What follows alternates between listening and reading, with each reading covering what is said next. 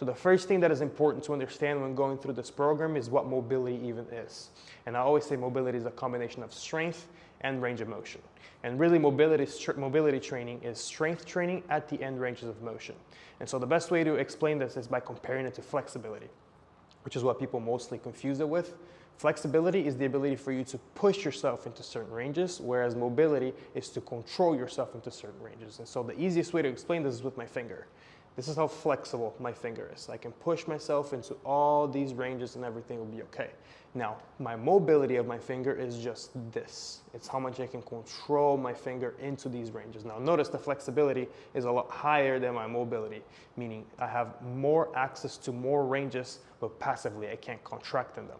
And when we can't contract into a range, that means we don't have control over it. That means we aren't able to absorb or produce force, which means once we do get ourselves into those ranges in a sport or an exercise, and we don't have that ability, the probability of injury is very high. The tissues there are not going to be prepared for that. And so injury prevention training really is mobility training, which really is acquiring strength in new ranges. Now, what this program does is basically it gets you to the level 1 of acquiring more space and giving you more access to more parts of your joints in all ranges of motion, especially rotational, which are the ones that we lack the most, and strengthening it in a very basic level. It's pretty much an intro to internal strength and training in the insides of your body with the internal focus as opposed to the external.